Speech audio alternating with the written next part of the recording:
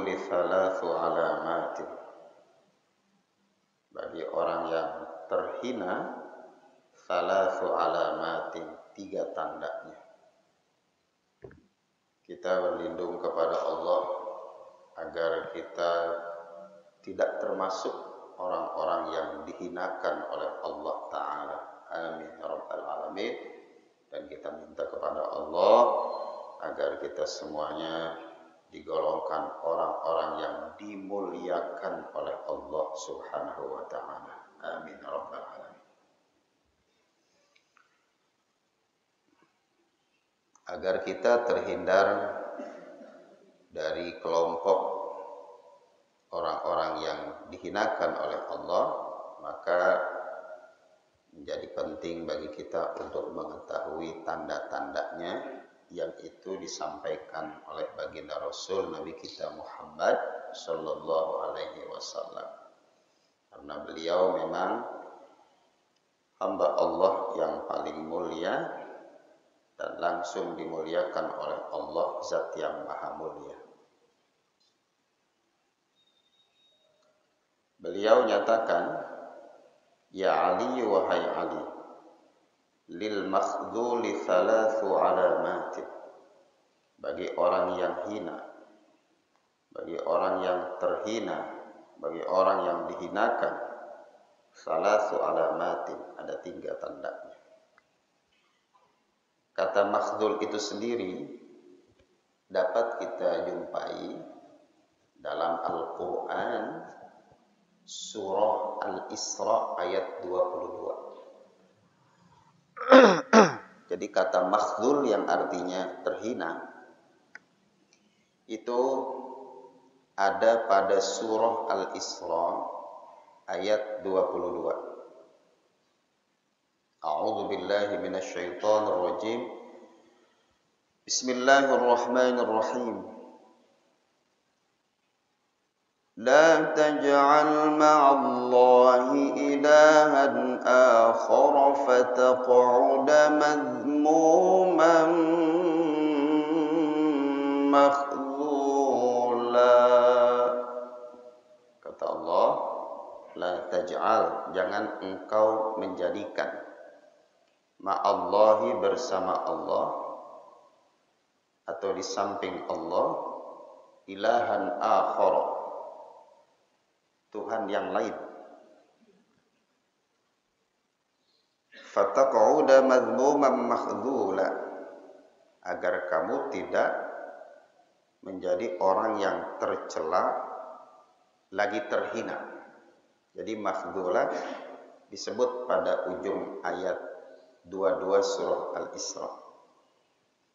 Jangan engkau menjadikan Tuhan yang lain di samping Allah agar kamu tidak menjadi orang yang tercela lagi terhina. Ini peringatan keras datang dari Allah Subhanahu wa Ta'ala agar kita hanya menyembah Allah Tuhan satu-satunya. Nah, Tuhan satu-satunya itu bahasa Arabnya Allah. Allah itu maknanya Tuhan satu-satunya yang berhak untuk disembah.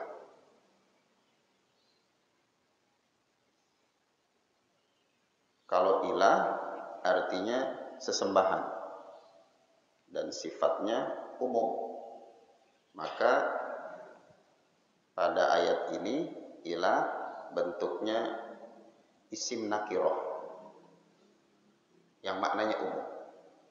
Apa aja kalau disembah dia jadi ilah. Ada orang nyembah pohon, berarti pohon jadi ilah buat yang menyembahnya. Ada orang nyembah sapi, maka sapi menjadi ilah bagi yang menyembahnya. Nah, Allah maknanya satu-satunya Tuhan. The only one, satu-satunya Tuhan yang berhak untuk disembah. Itu bahasa Arabnya Allah. Jangan engkau menjadikan Tuhan tandingan. Kalau engkau lakukan itu, berarti berarti engkau menjadi orang yang tercela, lagi terhina. Sandarkan diri kita hanya kepada Allah. Orang yang menyandarkan dirinya hanya kepada Allah, kemudian hatinya wusul ilallah, situasi dan kondisi apapun yang terjadi di sekelilingnya kagak ngaruh. Dipuji orang jika kagak kegirangan, dicela orang dia nggak jadi down. Kenapa? Allah fi qalbi, ada Allah di hatinya. Lagi COVID-19 tetap tenang, nggak jadi galau. Biar kata itu ambulan lewat tiap waktu nguang-nguing, tenang aja. Tapi kalau keyakinannya agak kurang, kadang terpengaruh, Bapak Ibu hadirin. Mobil ambulan lewat nguang-nguing, ya, dong. Maka perlu kita mantapkan keyakinan kita atau tauhidullah kita. Manusiawi kalau kita punya rasa takut, maka segeralah kita fafirru ilallah, kembali kepada Allah Subhanahu wa taala, agar kita tidak menjadi orang yang mudah galau, resah, gelisah. Kalau ada yang menjadikan Tuhan selain Allah, maka dia akan menjadi orang yang terhina. Nah, Rasulullah Shallallahu Alaihi Wasallam memberikan penjelasan orang-orang yang terhina itu seperti apa sih, tanda-tandanya bagaimana, supaya jadi warning buat kita agar kita tidak memiliki sikap-sikap seperti itu. Kata Nabi, ada 3 tandanya. Yang pertama, kathratul kadzib. Kathratul kadzib, banyak bohong. Orang kalau banyak bohong udah pasti terhina. Bohong yang satu ditutupi dengan bohong yang kedua, bohong yang kedua ditutupi dengan bohong yang kedua, dan seterusnya. Akhirnya dia disebut tukang bohong alias pembohong. Udah kebangetan bohong disebut kadzabun. Bahasa lainnya dajjal. Dajjal bermakna kadzab, pendusta besar, kan bohong. Dan kita kagak pengen orang nyebut kita begitu. Kita juga jangan menyampaikan hal itu kepada seseorang. Ya, dajjal lewat, jangan. Ini peringatan Bapak Ibu buat kita. Jadi kita ngaji Wasiatul Mustafa ini sebenarnya ngaji diri, ya, introspeksi diri, otokritik, agar kita menghindari hal-hal yang nggak bagus, hal-hal yang makruh, dan menghiasi diri kita dengan akhlak yang mulia. Dalam ilmu tasawuf itu ada level-levelnya. Level yang pertama namanya takhalli, mengosongkan hati dan pikiran dari penyakit-penyakitnya. Dikosongin dirinya dari hasud, dari takabur, dari mencela, dari praduga yang nggak bagus, suudzon, sirik, dengki, ujub, dan sebagainya. Dia kosongkan dirinya, pikirannya, hatinya dari segala sesuatu yang bisa mengotorinya. Itu namanya takhalli. Nanti setelah itu tahap yang berikutnya tahalli. Kalau tadi takhalli pakai kha, tahalli yang artinya apa? Menghiasi diri dengan akhlak yang mulia. Perkataannya santun, tingkah lakunya bikin orang seneng. Kalau dia ngomong orang jadi demen aja. Kenapa? Karena omongannya enak. Dihiasi dirinya dengan tawadhu, dihiasi dirinya dengan budi pekerti yang mulia. Itu tahalli. Nanti tajalli. Nah, ini berarti sudah usul ilallah subhanahu wa ta'ala. Jangan jadi tukang bohong. orang yang tukang bohong terhina dia. Terhina dia. Tadinya orang simpatik sama dia, karena ketahuan tukang bohong, orang jadi nggak mau mendekat sama dia. Pada akhirnya nanti dia hidupnya akan terisolir, terasingkan, sehingga hilang rasa percaya diri. Hidupnya penuh dengan pesimisme, sikap-sikap yang merugikan dirinya berawal dari tukang bohong. Jadi pesimis aja bawaannya, kagak pede. Kenapa? Karena orang jauhin dia. Bermula dari omongannya seringkali dusta. Siapapun kita, apakah itu sebagai pemimpin, sebagai kepala rumah tangga, sebagai anggota masyarakat, hindari dusta. Hindari dusta. Wa kathratul aimanil fajirah. Yang kedua, orang yang terhina itu selain banyak bohong, wa kathratul aimanil fajirah, banyak sumpah palsu. Ini sama sepaket nih, ya. Kan bohong sama sumpah palsu sepaket ini. Sumpah deh, padahal dia lagi bohong. Dan berani bahkan hadirin, dan berani bahkan mengungkapkan kalimat demi Allah, padahal dia sedang bohong. Kenapa? Karena udah kebangetan bohongnya itu menjadi pola hidupnya, kesehariannya, sehingga dengan mudahnya diungkapkan kalimat demi Allah, padahal dia lagi bohong. Bawa-bawa nama Allah, bawa-bawa Allah Ta'ala dalam dustanya dia. Ini bahaya besar. Dia akan dicampakkan oleh Allah, akan dihinakan hidupnya oleh Allah. Nanti pada akhirnya, karena dia suka bohong, suka sumpah palsu, pada akhirnya hadirin, itu Allah bikin hamba-hambanya yang lain menjauh dari dia. Hamba-hamba yang lain dibikin jauh oleh Allah dari dia. Sama juga kalau kita jujur, perkataan kita benar, sikap dan tingkah laku kita baik, Allah bikin hamba-hambanya yang lain untuk demen sama dia. Gitu. Allah bikin hamba-hambanya demen sama dia. Tapi kalau dia tukang bohong, sumpah palsu, sering bohongin orang, sering zolim sama orang, Allah bikin hamba-hambanya jadi kagak demen sama dia. Jadi kagak demen sama dia. Dan ini ada dalam sebuah hadis bahwa malaikat Jibril diinformasikan oleh Allah, Jibril sampaikan kepada Rasulullah SAW bahwa aku cinta kepada orang itu dan aku bikin hamba-hamba yang lain untuk cinta kepada dia. Tuh, kalau Allah sudah berkehendak kebaikan kepada seseorang, dibikinnya hamba-hamba yang lain jadi cinta sama dia. Karena budi pekerti dan akhlaknya yang mulia. Hanya Rasulullah yang demen sama Rasul bukan manusia aja. Batu-batuan demen sama Rasul, sehingga ketika Nabi lewat mereka berselawat kepada baginda Rasul, menyebut nama Rasul. Cacing yang lewat di hadapan Nabi Daud berselawat kepada baginda Rasul karena cinta. Jadi Allah bikin makhluknya yang lain cinta sama beliau karena keagungan akhlaknya.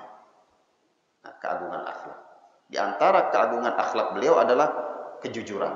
Dan Rasulullah ajarkan kepada kita untuk jujur, menghindari dusta, menghindari sumpah palsu. Yang ketiga, orang itu akan terhina hadirin apabila wa kathratul hawaiji ilan nas, dia banyak butuh kepada sesama manusia. Maksudnya tukang minta-minta.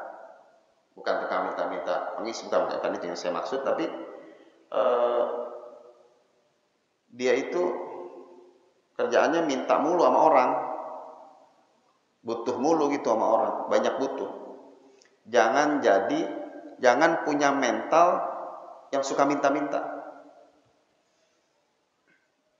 Rasulullah bersabda, "Nahnu qaumun la nas'al wa la narud." Kata Nabi.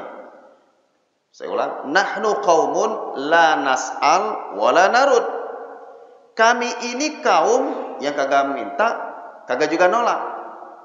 Orang kasih kita terima, orang kagak kasih, kagak minta-minta, enggak. Jangan punya mental tukang minta-minta, mental pengemis. Jangan. Sebab wa kathratul hawaiji ilan nas, orang yang bentar-bentar minta dong, minta dong, minta dong, minta dong. Itu bikin jatuh wibawa dia. Enggak punya harga diri. Terhina dia. Kenapa? Karena enggak punya sikap mandiri. Kita kan pada punya anak nih, Bapak Ibu. Punya anak apa? Ibu punya anak, Bu? Ya punya. Nih anak kita nih. Anak misalnya ada 5 nih. Kebanyakan ada 5. 3 aja dah. Anak 3 nih. 2 anak. Kerjanya minta mulu sama orang tuanya. Padahal dia sudah punya kerjaan. Padahal dia sudah punya rumah tangga sendiri. Bentar-bentar minta, bentar-bentar minta, bentar-bentar minta. Tidak ada kemandirian. Walaupun kita sebagai orang tua begitu sayang, tapi tetap dalam hati kita, ya ini bocah masih minta-minta aja ya. Ya. Terus ada anak kita yang satu itu, mandiri, kita demen. Dan itu yang disampaikan oleh Nabi, kalau suka minta-minta, tidak ada kemandirian, jadi hilang wibawa dan harga dirinya. Jadilah orang yang mandiri, supaya punya harga diri. Udah berumah tangga, masih minta aja. Udah punya keluarga, masih minta mulu. Itu jangan kita biarkan. Kita harus didik agar mereka punya kemandirian. Girang kita punya anak yang mandiri, girang. Senang kita. Kalau perlu jadi anak yang memberi, bukan sekedar mandiri, tapi memberi. Wa kathratul hawaiji ilan nas. Kita renungkan bersama nih sabda Rasul ini. Wa kathratul hawaiji ilan nas, banyak minta-minta kepada sesama manusia bikin hidup menjadi terhina. Miliki mental dan sikap yang mandiri supaya punya harga diri, apalagi sampai memposisikan dirinya selalu berada di atas daripada di bawah. Posisikan tangan kita di atas, bukan selalu menjadi tangan yang di bawah. Al yadul ulya khairun minal yadis sufla. Tangan yang atas lebih baik dari tangan yang di bawah. Al mu'minul qawi khairun minal mu'min ad-dha'if. Mukmin yang kuat lebih baik dari mukmin yang lemah, yang kuat ekonominya, yang kuat politiknya, yang kuat akhlaknya, yang kuat ilmunya, lebih baik daripada yang lemah, yang kerjaannya begini mulu. Begini. Tuh. Tapi dalam urusan kemaslahatan umat, emang kudu kita minta itu mah. Ya, ini lain lagi judulnya. Misalnya bangun masjid, ya. Itu kan kemaslahatan umat, kepentingan umat. Bangun pesantren, bangun madrasah, maka kudu kita minta. Kenapa? Karena ada hamba Allah yang mungkin belum paham pentingnya sedekah, ya, pentingnya zakat. Maka kudu kita sampaikan. Kudu kita sampaikan. Bahkan Allah yang nyuruh kita untuk minta, ngambil malah. Khudh min amwalihim shadaqatan tutahhiruhum wa tuzakkihim biha wa shalli alaihim inna salataka sakanul lahum. Itu ayatnya. Khudh min amwal, ambil itu mah, bukan minta doang, ambil itu mah. Itu memang kudu kita ambil. Kenapa? Untuk kemaslahatan umat, untuk kemaslahatan umat. Masjid ini butuh perhatian umat. Kenapa? Karena untuk kemaslahatan umat itu memang kudu kita minta. Kita ketuk pintu hati setiap umat Islam untuk bahu-membahu dalam membangun infrastruktur masjid ini. Kemudian sama-sama membangun kemakmuran masjid ini. Itu sih memang kudu kita minta. Lain soal kalau itu. Karena kemaslahatan umat. Tapi kalau buat kepentingan pribadi, jangan punya mental minta-minta.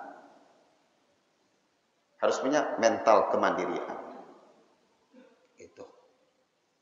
Untuk kemaslahatan umat, memang kudu kita ambil. Kudu kita minta. Itulah wa kathratul hawaiji ilan nas. Jadi banyak dusta, suka sumpah palsu, doyan minta-minta untuk keperluan pribadinya kepada sesama. Ini 3 tanda orang yang dihinakan oleh Allah Subhanahu wa ta'ala. Supaya tidak menjadi orang yang terhina, bahkan diangkat derajatnya oleh Allah menjadi orang yang mulia, jujurlah. Jangan sumpah palsu. Kemudian miliki mental kemandirian. Al-yadul ulya khairum minal yadis sufla. Al-mu'minul qawi khairum minal mu'min ad-dha'if. Ini yang diajarkan oleh Nabi kita Muhammad sallallahu alaihi wasallam. Untuk kemaslahatan umat, minta, sampaikan. Kayak besok nih Bapak Ibu. Bentar lagi kan kita akan merayakan Idul Adha. Perlu kita sampaikan peringatan-peringatan keras dari baginda Rasul dalam rangka mengingatkan umat Islam yang punya kemampuan finansial untuk apa? Untuk berkurban. Man kana lahu sa'atun falam yudhi fala yaqrabanna musallana. Nabi yang memberikan kecaman, Nabi yang memberikan warning, Nabi yang memberikan peringatan keras. Man kana lahu sa'atun, siapa yang punya duit, punya kemampuan finansial, falam yudhi, lalu dia enggak mau berkurban, fala yaqrabanna musallana, jangan sekali-kali dia mendekati musallah kami. Jangan sekali-kali ia mendekati masjid kami. Jangan sekali-kali ia mendekat tempat ibadah kami. Berarti ini orang bukan dianggap mukmin dong. Berarti dianggap bukan orang Islam, kagak boleh dekat masjid. Supaya kita tidak kena warning daripada Nabi, kita keluarkan untuk berkorban. Kira-kira yang hadir pada punya duit nggak? Punya ya? Punya. Alhamdulillah. Jamaah Masjid Darul Falah emang berkah rezekinya. Tahun kemarin sapinya 50 ekor. Tahun ini 75 bikin seperti itu. Kagak ada yang amin. Takut nih. Takut kebanyakan. Ya udah. Ya Allah ya Rahman. Sisihkan sebagian rezeki kita. Kan masih ada waktu. Ya, ada ya 10 hari lagi. Nggak nyampe ya? Ya udah dari sekarang udah. Hari ini nih, Bu, ada sisa uang belanja 1 juta, tabungin. Nggak nyampe seminggu ketemu tuh 3.500.000. Setorkan ke panitia kurban Masjid Darul Falah.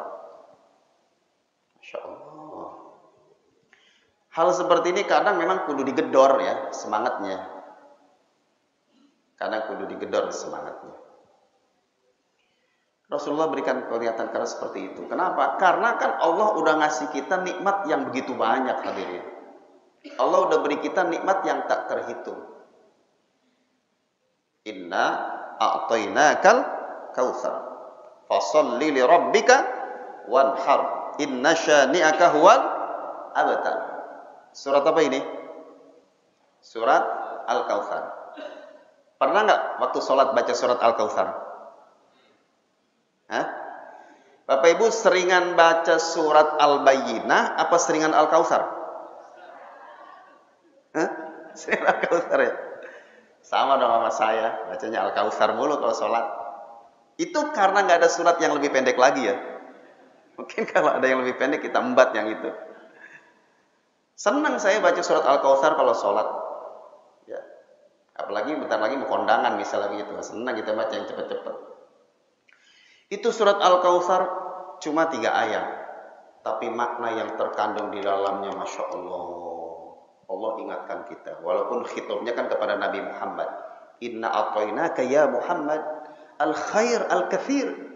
Kami sungguh telah memberikan untukmu wahai Rasul al-khair al-kathir, kebaikan yang begitu banyak. Nabi mendapatkan kebaikan yang begitu banyak. Kenabian, seluruh mukjizat para Rasul ada pada diri Nabi Muhammad. Kemudian Al-Quran itu juga bagian dari kebaikan yang banyak yang Allah berikan kepada Nabi Muhammad. Maka Allah minta kepada Nabi Muhammad, ya Rasul, fasalli li rabbik. Maka solatlah untuk Tuhanmu. Wanhar, dan berkurbanlah. Dan berkurbanlah. Solat untuk Tuhanmu. Dalam kitab tafsir ada penjelasan solatnya dimaksud solat Idul Adha. Tapi makna umumnya kita kerjakan solat dengan sebaik-baiknya. Solat yang wajib apalagi, yang sunnah juga kita kerjakan. Termasuk solat sunnah Idul Adha. Solatlah untuk Tuhanmu. Dalam rangka apa? Mensyukuri nikmat yang begitu banyak yang sudah Allah berikan. Wanhar, dan berkurbanlah. Dan berkurbanlah. Ada sebuah kisah, mudah-mudahan bisa menginspirasi kita. Ini di daerah Joglo. Ada seorang bapak yang kerjanya nyuci piring di warung tukang bakso. Nyuci piring di warung tukang bakso. Gajinya tukang nyuci piring seberapa besar sih? Ya. Minim. Sampai akhirnya di hari Idul Adha ini orang nganterin hewan kurban. Pengurus masjid kenal sama si bapak ini. Karena memang orang asli situ. Kenal. Namanya kenal. Kemudian profesinya juga tahu. Ini pengurus masjid, waktu mau catat nama, ngomongnya begini. Bang, bos abang siapa namanya? Bos abang siapa yang nanyanya begitu? Jadi nyangkanya tuh hewan kurban atas nama bosnya.